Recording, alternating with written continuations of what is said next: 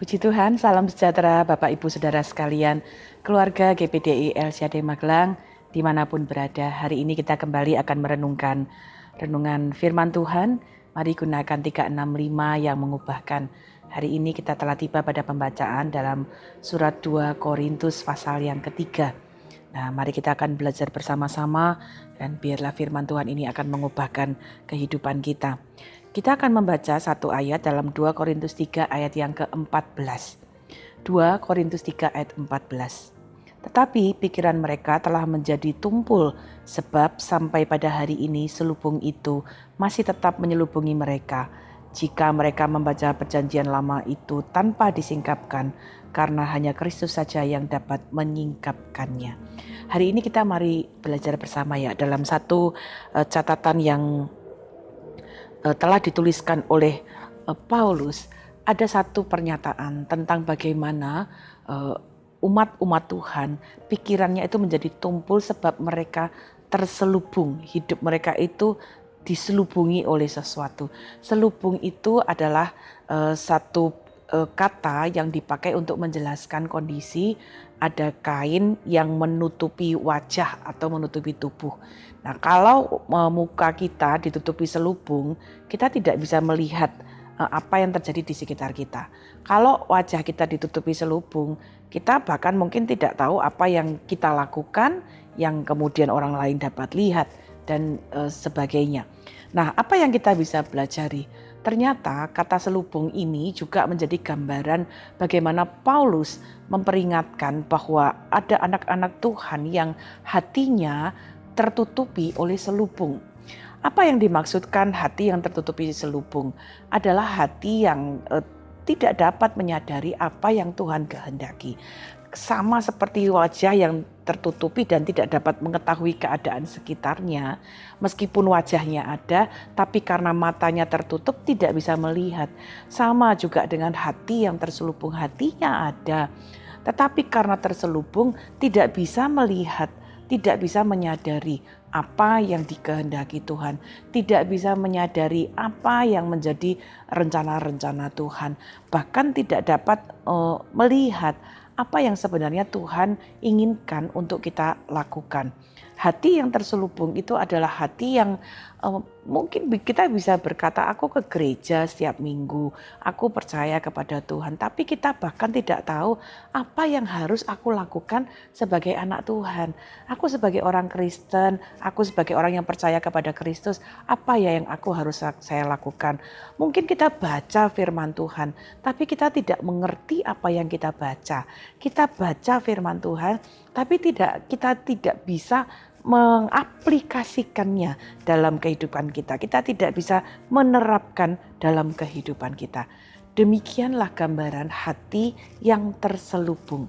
Itu sebabnya Paulus juga memberikan penekanan tentang pentingnya kita memperhatikan apakah hati kita tertutup oleh selubung hari-hari ini sebagai orang-orang yang percaya. Jadi ini menjadi sesuatu renungan yang baik untuk kita renungkan bersama. Bagaimana dalam kehidupan kita sebagai anak-anak Tuhan. Apakah ada selubung yang menutupi kehidupan kita, hati kita secara rohani. Nah, mari kita belajar apakah selubung yang menutupi itu. Dalam firman Allah dijelaskan bahwa selubung itu adalah dosa. Selubung adalah ketidaktaatan. Selubung itu adalah pemberontakan terhadap Allah.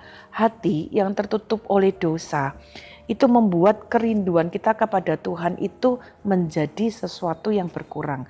Karena Yesaya berkata bahwa dosa itu menjadi penghalang antara manusia dengan Allah.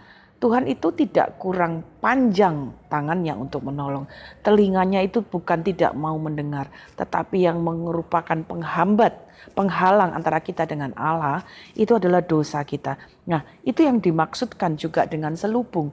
Selubung itu adalah dosa yang membuat kita kerinduannya kepada Allah jadi mulai berkurang. Karena kita kadang-kadang mungkin terbiasa melakukan dosa. Kita mungkin biasa menipu, biasa tidak jujur. Dan kita terus lakukan itu. Terus gak jujur, terus tidak jujur, terus tidak jujur. Ketidakjujuran itu menjadi sesuatu yang kemudian biasa kita lakukan, itu membuat hati kita mulai tertutup akan kebenaran Tuhan. Sehingga kita tidak bisa melihat, oh ternyata nggak jujur itu dosa. Karena kita sudah terbiasa dengan dosa. Kita terbiasa untuk kemudian melakukan tindakan-tindakan yang tidak sopan. Kita biasa lakukan itu terus-menerus sampai itu menjadi satu kebiasaan. Akhirnya itu membuat seperti satu selubung dalam hati kita sehingga kita tidak bisa melihat hal-hal yang sopan, yang kudus, yang harusnya kita bisa lakukan di hadapan Tuhan. Nah, 2 Korintus 3:14 tadi berkata demikian. Tetapi pikiran mereka telah menjadi tumpul. Saya berhenti di kata ini. Hati yang tertutup oleh dosa akan membuat ya kerinduan kita akan Tuhan itu lambat laun semakin berkurang, akhirnya hilang dan membuat pikiran kita tumpul. Nah, kalau ini kita lanjutkan, kita biarkan terus-menerus, yang kita akan hadapi justru adalah kebinasaan. Karena itu apa yang kita harus lakukan sehubungan dengan ayat yang dituliskan oleh Paulus ini. Kita mengizinkan supaya selubung itu dapat dibuka. Bagaimana membuka selubung yang menutupi hati kita? Firman Allah berkata hanya Kristus yang dapat membuka selubung. Dan karena itu apa yang kita harus lakukan? Kita perlu percaya dan berbalik kepada Tuhan.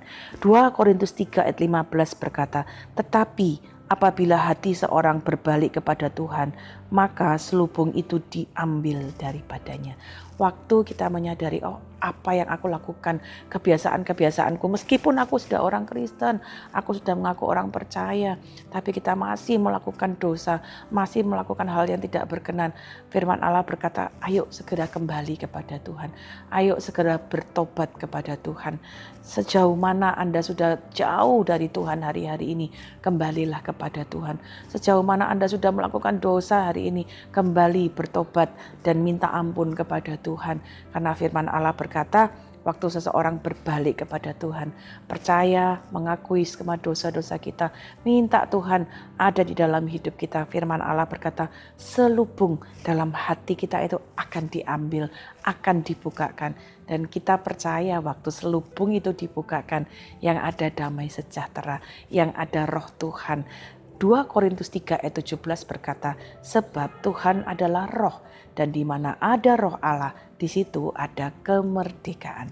Waktu kita minta Tuhan masuk dalam hati kita, kita berbalik kepada Tuhan. Firman Allah berkata rohnya akan ada di dalam hidup kita. Dan di dalam Tuhan, di dalam roh Allah, di situ ada kemerdekaan. Tuhanlah yang mampu membebaskan kita dari semua keterikatan kita. Tuhanlah yang mampu melepaskan kita dari semua kecanduan-kecanduan yang negatif. Tuhanlah yang mampu memberikan kita kemerdekaan, kebebasan. Untuk apa? Melakukan kehendak Tuhan. Tuhan yang memberi kemerdekaan dalam pikiran kita untuk mengerti rencana-rencana Tuhan. Jadi hari ini mari kita bersama-sama bersyukur untuk catatan firman Tuhan, untuk renungan firman Tuhan yang diberikan kepada kita melalui Paulus. Sama seperti Paulus menasehati jemaat yang ada di Korintus, jangan biarkan ada selubung yang membuat engkau pikiranmu tumpul, gak bisa kenal Tuhan, gak bisa mengalami perubahan, tidak bisa mengalami sesuatu yang baru di dalam Tuhan. Izinkan selubung itu dibuka. Kembali kepada Tuhan. Apapun yang kita sudah lakukan hari-hari ini, mungkin kita banyak melakukan kesalahan, segera kembali kepada Tuhan, minta pertobatan ya dari pemulihan dari Tuhan, dan ada pertobatan yang dapat terjadi. Dan saya percaya ketika kita kembali kepada Tuhan, ya firman Allah berkata selubung itu dibuka, kita punya kebebasan. Dan firman Allah berkata di dalam Tuhan, di dalam kemerdekaan kita justru akan alami renew, alami perubahan, sehingga hati kita jadi baru, yang tadi tertutup dibuka, yang tadinya kita tidak tahu jadi tahu, oh ini kebenaran. Hati kita tuh jadi berkobar-kobar, yang kita ingin lakukan kebenaran, yang kita ingin lakukan hal-hal yang berkenan kepada Tuhan. Dan kiranya hari ini, melalui renungan hari ini, kita punya satu tekad yang sama. Hati kita tidak lagi tertutup, hati kita diterangi oleh roh Tuhan untuk dapat melakukan kehendak-Nya. Puji Tuhan, Terima kasih Bapak Ibu telah mengikuti Renungan 79, kiranya dapat menjadi berkat bagi kita semuanya. Bagi Bapak Ibu Saudara yang ingin didoakan untuk pokok doa tertentu, menceritakan kesaksian baik mujizat kesembuhan, pemulihan masalah keluarga dan lain-lain, mari salurkan melalui chat WhatsApp 081327420088. Tuhan Yesus memberkati. Mari kita berdoa bersama.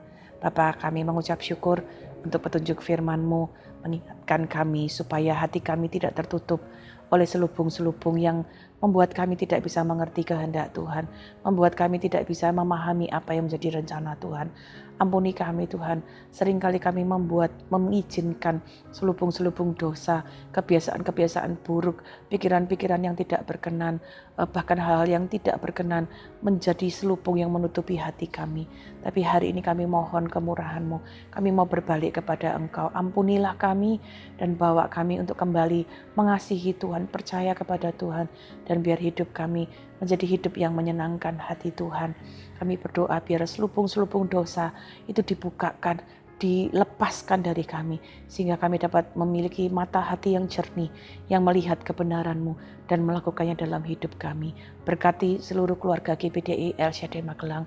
Apabila ada yang jauh dari Tuhan, biarlah mereka dapat ditarik kembali, dapat berbalik kepada Tuhan, percaya kepada Tuhan, dan selubung-selubung yang menutupi hati dapat dibukakan, dan kami menjadi orang-orang yang melakukan kebenaran di dalam Engkau. Terima kasih Bapa. Kiranya seluruh keluarga GPDI El Shaddai Magelang percaya kepada Tuhan dengan segenap hati dan tidak bersandar kepada pengertian kami sendiri, mengakui Engkau dalam segala laku kami, maka Engkau akan meluruskan jalan kami. Di dalam nama Tuhan Yesus Kristus kami mengucap syukur dan berdoa. Haleluya. Amin.